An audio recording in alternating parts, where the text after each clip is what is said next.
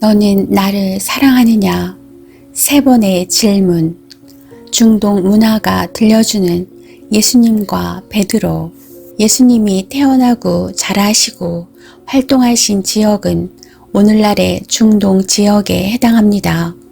구체적으로 말하면 예수님은 지금의 이스라엘과 팔레스타인 지역에 해당되는 유대 지방과 갈릴레아에서 태어나시고 활동하셨습니다. 당시의 문화와 환경은 유대교와 헬레니즘 그리고 로마 제국의 영향을 받은 다문화적이고 복잡한 중동 문화권 지역이었습니다. 중동을 포함한 고대 근동 문화에서는 숫자 3은 완전함과 충분함을 상징했습니다. 무엇을 3번 반복하면 그것이 신뢰할 만하고 의심의 여지가 없는 것으로 여겨졌습니다. 따라서 중요한 약속이나 선언, 관계의 확인 과정에서 3번의 말의 반복은 의식적으로나 상징적으로 필수적인 행위였습니다. 계약이나 맹세에서 3번 반복함으로써 그것이 의심할 여지 없이 확고한 약속임을 나타냈습니다. 법정 증언에서도 3번의 반복은 진술의 신뢰성을 높이는 역할을 했습니다. 중요한 결정을 할 때 3번을 묻고 3번을 답하면 개인의 의지와 확신을 확인하는 것으로 간주되었습니다. 예수님이 베드로에게 3번 묻기. 베드로의 배신과 회복을 위한 상징적 질문. 베드로는 예수님 체포 당시 나는 그를 알지 못한다 하며 3번 부인했습니다. 예수님이 부활하신 후 갈릴레아 호수에서 베드로에게 요한의 아들 시몬아, 네가 이 사람들보다 나를 더 사랑하느냐?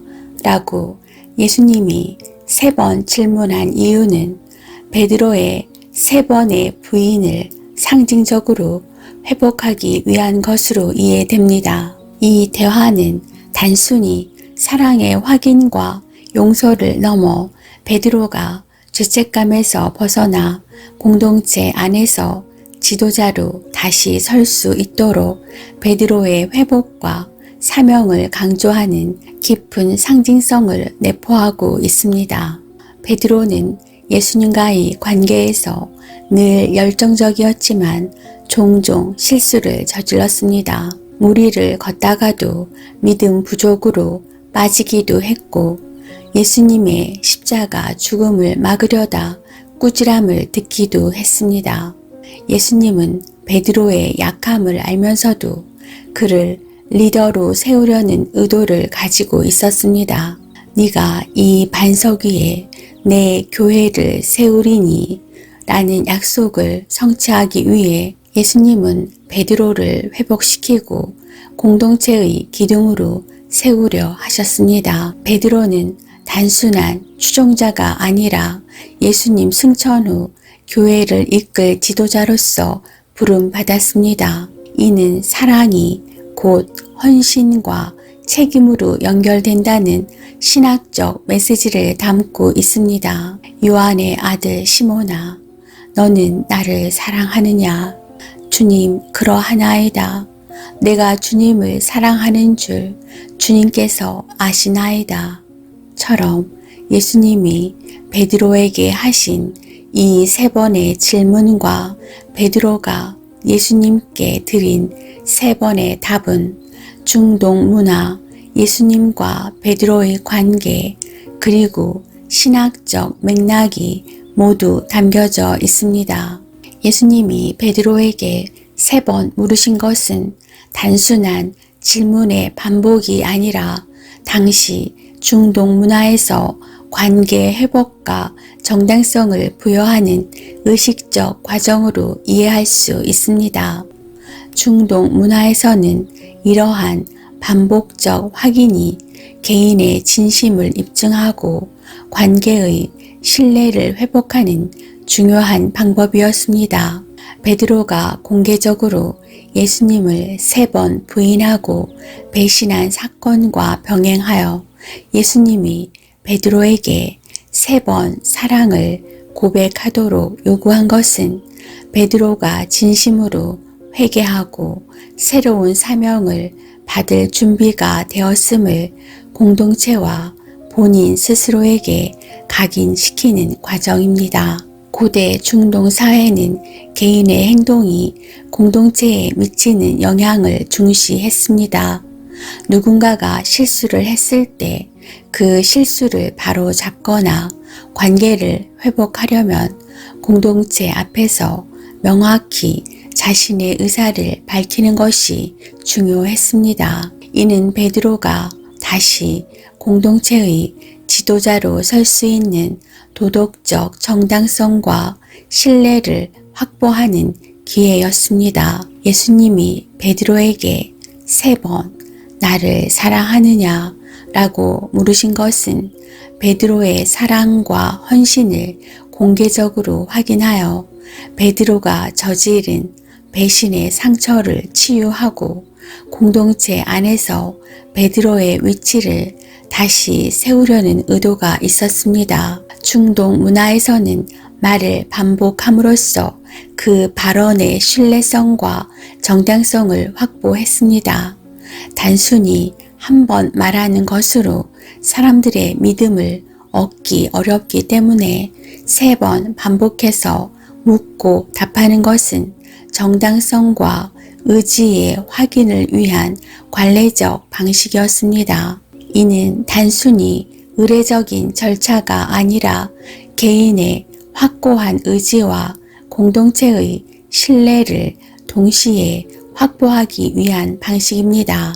맺은말 성경을 읽을 때 그 당시 문화를 이해하고 적용해야 하는 이유는 성경이 특정 시대와 문화 속에서 기록되었기 때문입니다. 하느님의 말씀과 성경의 진리는 변하지 않고 보편적이지만 문화는 변합니다. 그 진리의 말씀은 특정 역사적, 사회적, 문화적 상황 속에서 주어진 것입니다. 오늘날 신자들이 이를 자신의 삶에 적용하려면 당시 성경의 문화적 배경을 이해하고 현대적 상황에 맞게 해석해야 합니다. 성경 속의 신학적 메시지와 문맥을 올바르게 이해하기. 성경의 기록은 당시 사람들에게 익숙한 관습, 사회적 규범, 율법, 종교적 전통 등을 배경으로 하고 있습니다. 이를 모르면 우리가 본문을 잘못 해석하거나 오해할 가능성이 높습니다.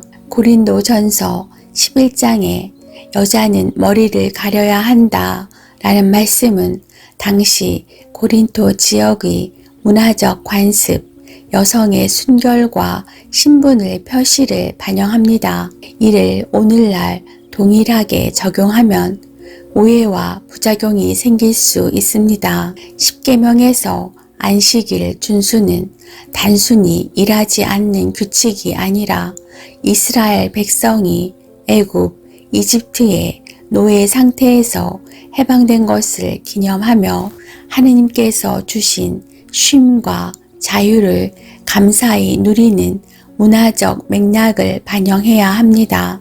예수님이 세족식을 통해 가르치신 겸손과 섬김의 교훈은 성경 속에서는 시대적 배경에서 보편적이지만 오늘날에는 다른 방식으로 겸손과 섬김을 표현합니다. 구약의 음식 규정이나 동물의 희생 제사 등 성경의 특정 구절은 당시 문화적 맥락에 따라 기술된 것이며 본질적인 신학적 메시지가 따로 존재합니다. 따라서 성경을 문자적으로 그대로 적용하기보다는 본질적인 교훈을 이해하고 오늘날 상황에 맞게 적용해야 합니다. 성경 속에 존재했던 특정 지역의 익숙한 관습, 사회적 규범, 율법, 종교적 전통이 많이 사라지고 희미해졌지만 또한 반면 예수님이 베드로에게 요한의 아들 시몬아, 나를 사랑하느냐? 3번 물으시고 베드로가 주님, 그러하나이다. 내가 주님을 사랑하는 줄 주님께서 아시나이다. 처럼 반복적 대화와 3번의 확인이 중요한 사회적, 의식적, 법적 절차로서 성경 속의 중동 지방에서 확고한 문화로 지금 현재에도 지속되고 있습니다. 성경은 단순히 과거의 이야기가 아닙니다. 변하지 않는 하느님의 진리를 오늘날의 본질적인 메시지와 보편적 원리로 우리의 삶에 맞게 해석하고 적용해야 합니다. 너는 나를 사랑하느냐? 이 장면은 베드로뿐만 아니라 우리 모두를 향한 예수님의 무조건적인 사랑과 용서를 상징합니다. 인간의 연약함에도 불구하고 예수님은 그 사랑의 깊이와 인내를 보여주시며 우리의 실수와 실패를 덮고 우리에게 다시 기회를 주시며 우리가 다시 새롭게 시작할 수 있도록 변함없이 마르지 않는 사랑과 은혜를 주십니다. 예수님이 베드로에게 건넨 이 질문은 오늘날 우리에게도 사랑과 헌신의 본질을 되돌아보게 하며 실수한 자를 다시 세우시고 용서하시는 예수님의 깊고 간절한 사랑으로 우리를 초대합니다.